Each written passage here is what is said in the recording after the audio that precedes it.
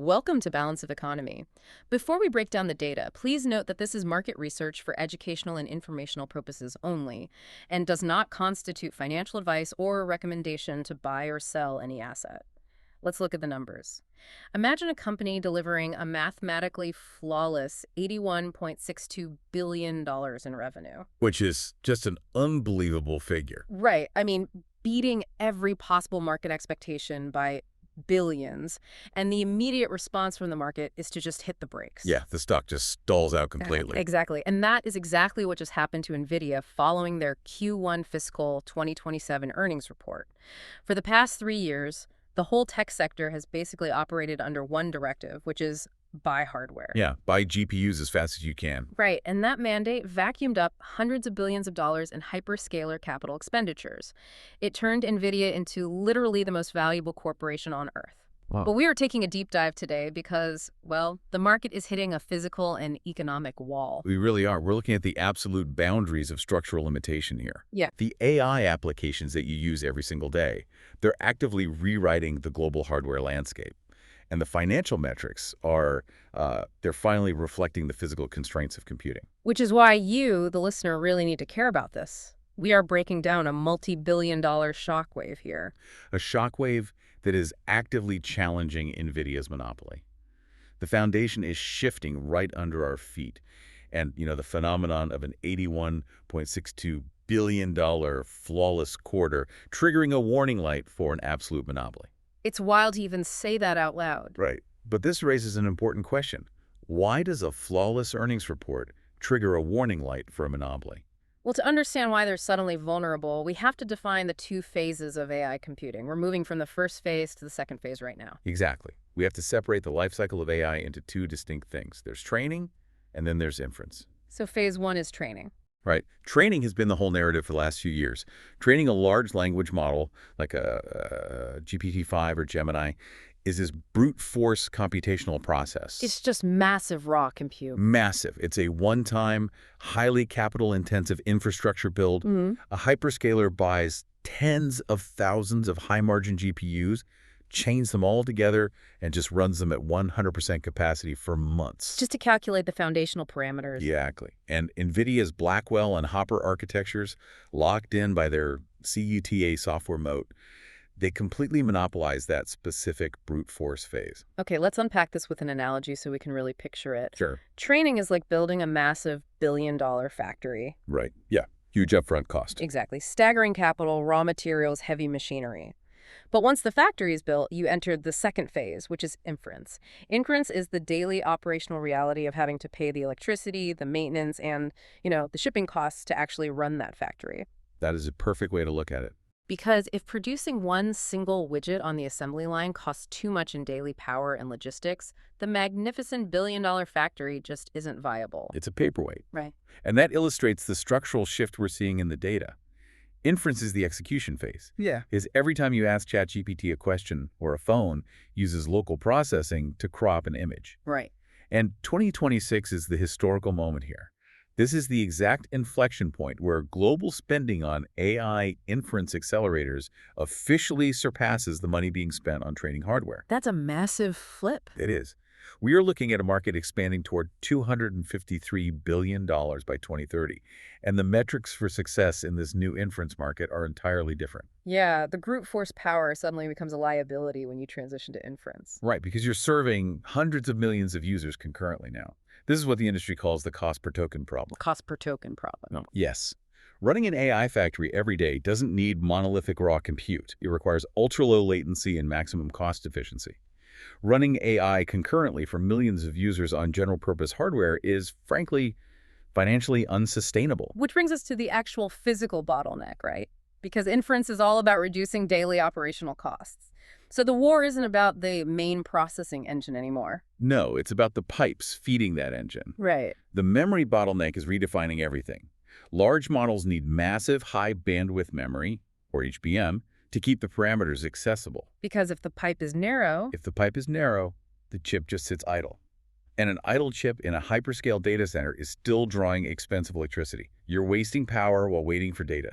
And this is where advanced micro devices comes in. This is AMD's strike. Exactly. Enter the AMD Instinct MI400 series. Coming late 2026, right? On the CDNA5 architecture. You got it. And they are surgically targeting this memory bottleneck. They're delivering 432 gigabytes of ultra-fast HBM4 memory. Which is just an insane amount of memory. It really is. It pushes 19.6 terabytes per second of bandwidth. That is nearly double NVIDIA's flagship. Wow. Yeah. By widening that pipe, AMD ensures the processing cores are constantly fed. No more idle power draw. This lowers the total cost of ownership and shrinks the data center footprint. Okay, but let me push back on this for a second. Go ahead. If NVIDIA is already pulling in billions and they have, near 100% price premiums, why can't they just make their own memory pipes bigger? I mean, is AMD fundamentally out-architecting them here, or are they just capitalizing on a temporary pricing gap? Well, what's fascinating here is that NVIDIA is actually trapped by their own success. Really? How so? It's the economic trap of high margins. NVIDIA has spent years optimizing their product stack to protect gross margins exceeding 75%. Right, the 75% monopoly margin. Exactly. If they flood their inference chips with premium memory, they cannibalize the sales of their own highest-tier training hardware. Oh, I see. They'd crush their own profit margins. Precisely. AMD doesn't have a 75% margin monopoly to defend. So they are running this aggressive annual refresh cycle, closing the hardware gap with brutal speed. They're specifically targeting NVIDIA's inability to justify massive price premiums in a cost-sensitive market.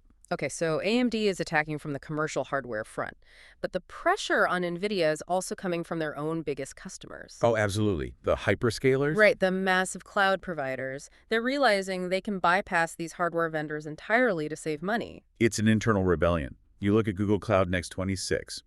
They unveiled their 8th-generation custom tensor processor unit, the TPU. And they intentionally split the architecture, didn't they? They did. They built a TPU-AT specifically for training, and then they built a completely separate chip, the custom TPU-8i, strictly for infrastructure inference at scale.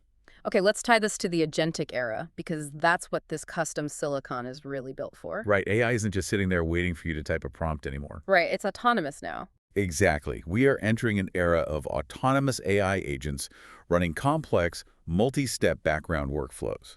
The TPU-8i offers an 80% performance increase and near zero latency for this exact purpose. Okay, I have another analogy for this. Let's hear it. It's like a massive logistics company deciding to stop buying expensive 18-wheelers from a single vendor, pulling 75% gross margins. Right, because an 18-wheeler is overkill for most daily tasks. Exactly. Instead, they co-design their own fleet of hyper-efficient delivery drones because they know exactly what their own delivery routes look like. That is exactly what's happening. The economics dictate that they build their own drones. Custom silicon already represents a quarter of the AI chip market. A quarter of the market, that's huge. It is, and this internal hyperscaler rebellion is actively eroding NVIDIA's data center dominance. But this desperate race for cheaper computing, it isn't just a tech rivalry. The high costs of AI are causing actual casualties in the real economy. Yeah, especially in the application software layer. Right. Let's talk about the stark reality of Intuit, ticker INTU. Their stock recently collapsed over 13% after missing revenue expectations. And that led to an immediate 17% layoff of its global workforce. 17%. That is brutal. It shows the massive friction happening right now. The corporate message there is clear. Companies cannot blindly spend on expensive general-purpose GPU compute hours without generating highly efficient, real-world software revenues. So what does this all mean? I mean, if you work at a software enterprise, this is the warning bell. A massive warning bell. Are we about to see companies literally rip AI features out of their products simply because the general-purpose compute bill is suffocating their margins? We already are seeing it. The margins are bleeding out to pay for compute costs. And with perfect expectations already priced into the megacaps, smart institutional money is completely changing its strategy. This is the quantitative rebellion. Exactly. Institutions are moving from pure momentum chasing to deploying strict quantitative screening to find undervalued alternatives. Right. They're hunting for hidden tech value. And they use 4 inflexible pillars for this screen. Yes. The first pillar is a market cap floor. The company has to be over $3 billion. Which is purely a liquidity play, right? Right. They need to be able to exit a position without crashing the stock. Makes sense. What's the second pillar? The intrinsic discount. They demand a minimum 20% discount to fair value. They refuse to pay for perfection. Okay. And the third is the analyst disconnect. Right. The screen looks for a minimum 50% upside potential based on consensus.